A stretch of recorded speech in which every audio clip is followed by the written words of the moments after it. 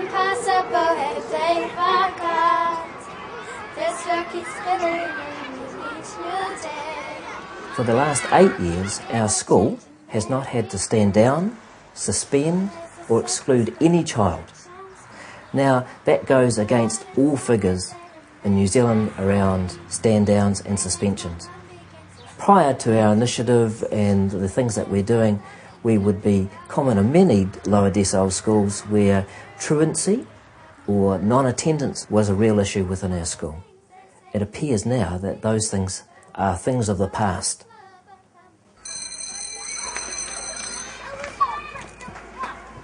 Well, for many years, our school was a classic low decile school. It was perceived as an underachieving school where truancy was high, where a large percent of our community moved around. These communities, with young parents, with parents who are doing their very best, need assistance, because we know that what has happened in the past has not worked. Help us morning tea tomorrow at 10 o'clock. So instead of putting up boundaries around our school, we have a philosophy of taking away all those potential boundaries and creating opportunities that are going to enrich and nourish our families. It has cost us no more money than what the government give us for education.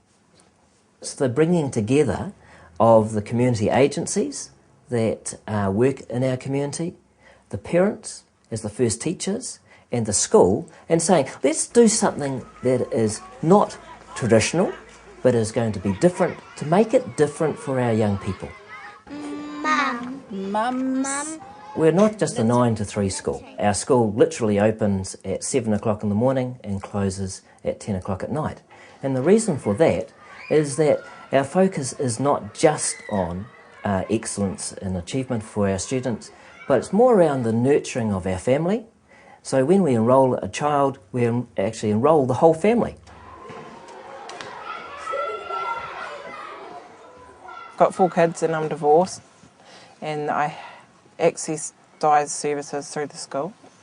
I needed help from Di. Just the kids, even though it was a while ago that we separated, they still had issues regarding it. We're able to be proactive around dealing with some of the issues that these young people have or families.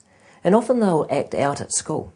We're able to acknowledge that and to put in some counselling or therapy or ways that they're able to resolve some of those issues for those young children rather than excluding them from school. Just knowing it was there, it wasn't at their previous school that they went to in Auckland, and easily accessible. Victory School's always got lots of activities all the time, and there's always something happening, so it's not just come to school, learn your work and go home. Everyone helps out each other. It's a community-minded school.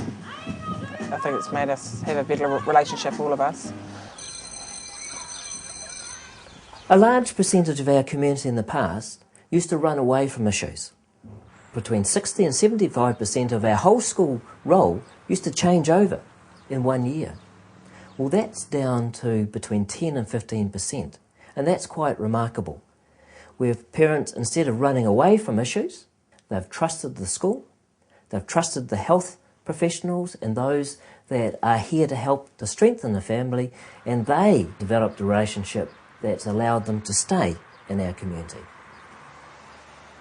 What we're going to do now is we're going to walk through our courtyard of our school and towards our community centre, the Victory Community Centre, which is literally only within 100 metres of the main office of our school. What's innovative about this place is that it is on the education campus of Victory Primary School, so there's a good solid relationship about educational stuff. But it's a community centre, so it's available to all ages. So we have children coming to playgroup, we have old people coming to the Sit and Be Fit class, we have people participating in our community garden, and then they find out that there's a diabetic nurse here, or that there's Plunkett, or that they need to see a midwife. So there's a range of different possibilities for anybody in this community to come and participate. What makes this unique, I think, is that the connection with the school and the connection with so many different agencies that come in and bring their services here. So not only does that make it really easy for the families in this area to connect with those services, but all the services get to know each other better. It's just a really good example of interconnectedness. We'd stuffed it up pretty badly. We had a matter of days, I think Hours. It was a matter of hours to find accommodation for us and our 5 children, and that's how we met Penny.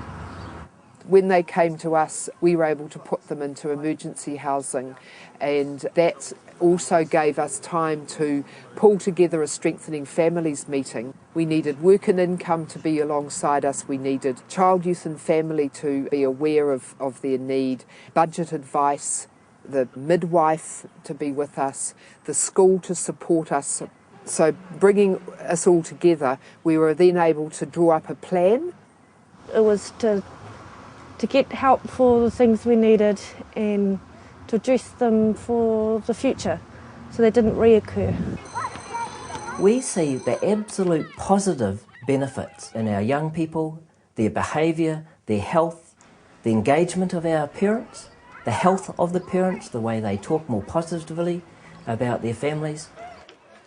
For those that might doubt, I think they need to examine their true belief of their investment in people. If it makes a difference to strengthen our families and to nurture them, it is worth doing it every single day.